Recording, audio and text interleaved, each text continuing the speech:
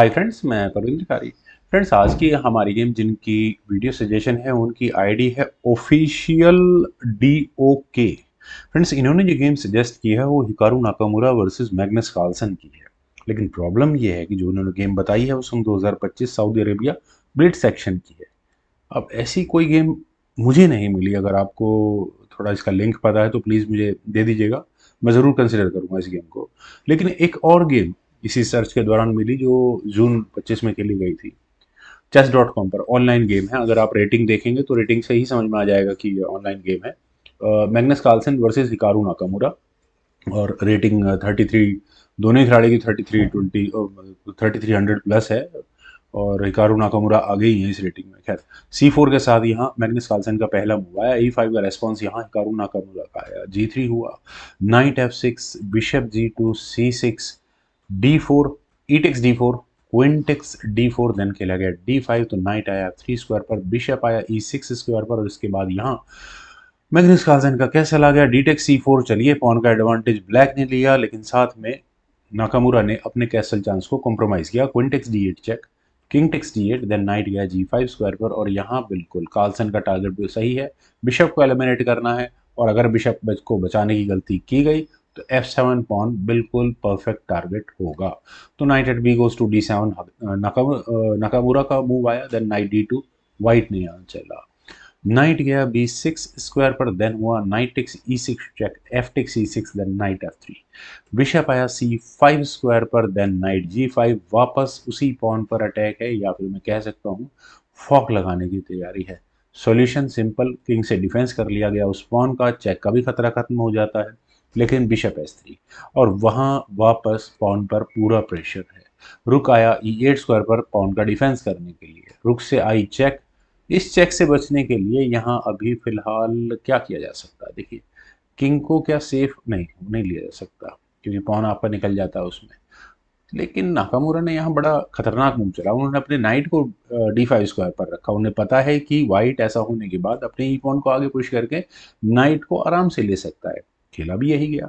लेकिन नाकामुरा कम से कम इस मूव के लिए तैयार थे। नाइट फॉर नाइट की यहाँ बात की, उन्होंने कहा H6, और ठीक है भाई, अपने नाइट को हटा लो। अगर हटा दे हो तो आपका पॉन जाएगा। तो कार्लसन ने कहा कि ठीक है यार, all is well, metal exchange करते हैं। Takes D5, takes G5, then D takes E6 check के साथ किंग गया C7 स्क्वायर पर, और फिलहाल बिशप बचाना जरूरी है, तो बिशप गया F5 स्क्वायर पर। और क्या ये बिशप के लिए सही स्क्वायर कहा जा सकता है? हो सकता है। नाइट गया D5 स्क्वायर पर, देन खेला गया बिशप टेक्स E5। दूसरा पॉन तो जरूर यहाँ निपटा दिया गया है। Rook at H goes to F8, then खेला गया G4, ताकि यहाँ बिशप पर डिफेंस हो सके। टारगेट क्या है? टारगेट आने वाले समय में यहाँ पर ये F2 पॉन रहने वाला है। पहले खेला गया G6, बिशप पर अटैक, बिल्कुल इंटेंशंस वही हैं। तो बिशप टेक्स G6 किया गया, रूक टेक्स E6, वापस बिशप पर अटैक। या बचाओ तो अपना बिशप बचाओ, या फिर यहाँ F2 स्क्वायर पर रखा हुआ पॉन। तो पहले खेला गया बिशप F5। ठीक है, बिशप रास्ते में आ गया, कोई इशू नहीं है, रुक पर भी अटैक है। तो रुक आया E2 स्क्वायर पर, वहीं दोबारा अटैक बना है। तो कार्लसन ने रुक को D2 स्क्वायर पर ले जाकर डिफेंस करना ज़्यादा सही समझा, और F2 पॉन को यहाँ कॉम्प्रोमाइज कर दिया है। बिशप टेक्स F2 चेक के साथ किंग गया G2 स्क्वायर पर, then rook takes D2, bishop takes D2, bishop E3, bishop actions asking है। और देखिए, एक्शंस करते हैं तो एक फॉक तो आती ही आती है, और बिल्कुल सिचुएशन थोड़ी कार्लसन के हाथ से निकलती है। तो कार्लसन कम से कम बिशप एक्सचेंज तो नहीं करने वाले। बिशप C3 एक ऑप्शन नज़र आती है कि हाँ, ये चली जा सकती थी, लेकिन यहाँ बिशप E1 स्क्वायर पर गया।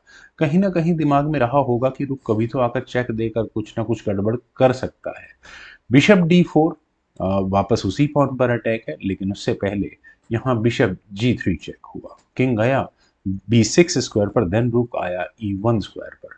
और फ्रेंड्स, अगर मैं अब बात करूँ इस गेम में, तो बिशप टेक्स B2, रुक से बिशप पिन तो ज़रूर हो जाएगा, लेकिन उसके बाद यही पॉन आगे पुश हो जाएगा, तो इतना फ्रूटफुल मूव नहीं रहेगा। वाइट हाँ, अपने एच पॉन को आगे पुश करके अपने पासर को निकालने की चांसेस को कंसिडर करेगा। यहाँ खेला गया नाइट E3 चेक।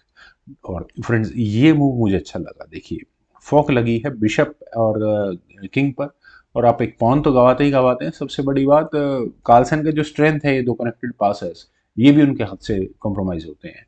तो यहाँ कार्लसन ने चांस लिया रुक टेक्स E3 करने का। बिशप टेक्स E3 होने के बाद मैं तो कार्लसन के लिए वेट कर रहा हूँ कि कब इस एच पॉन को आगे पुश करेंगे और प्रेशर करेंगे ओपोनेंट की गेम को।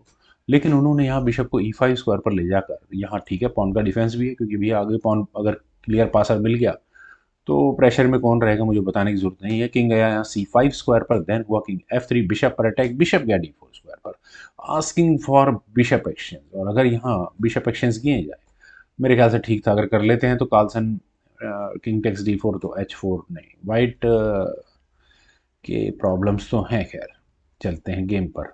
यहाँ खेला गया किंग F4, ठीक है, B5, देन खेला गया H4, finally H pawn push आगे हो ही गया, देन B4, और यहाँ ठीक है यार निकाल लो, लेकिन ये बिशप है जो कुछ ना कुछ कर लेगा यहाँ आने वाले टाइम में। लेकिन फिर भी यहाँ इस पॉइंट पर मैं एक बात दावे से कह सकता हूँ कि अगर कार्लसन यहाँ बिशप टेक्स D4 चेक कर लेते तो गेम ज़्यादा बेहतर होती। ऐसा नहीं है उन्हें नहीं पता होगा, टाइम क्रंच भी होगा, ब्लिट्स गेम है, वो धुआंधार खेलते हैं और पीसीस तक गिर जाते हैं इतनी तरीके। खैर ये तो ऑनलाइन गेम है, लेकिन ऑनलाइन में वो प्री मूव चलते हैं लोग। खैर यहाँ खेला गया किंग E4। किंग के E4 स्क्वायर पर आने के बाद नाकामुरा को और चाहिए ही क्या था। यहाँ इधर आप बिशप को पिन करवा चुके हैं, जैसे ही यहाँ नाकामुरा ने अपने रुक को E8 स्क्वायर पर लिया, and rest is best. Carlsen का यहाँ रेजिग्नेशन या टाइम ओवर जो भी था फ्रेंड्स, मुझे ठीक ठाक गेम लगी एंड गेम के लिहाज से। उम्मीद है आप सभी लोगों को भी जरूर पसंद आई होगी। तो आप लोग वीडियो को लाइक शेयर, यूट्यूब चैनल को प्लीज सब्सक्राइब जरूर करें। कमेंट सजेशन का मुझे बेहद इंतजार रहेगा। Thank you for watching and bye for now.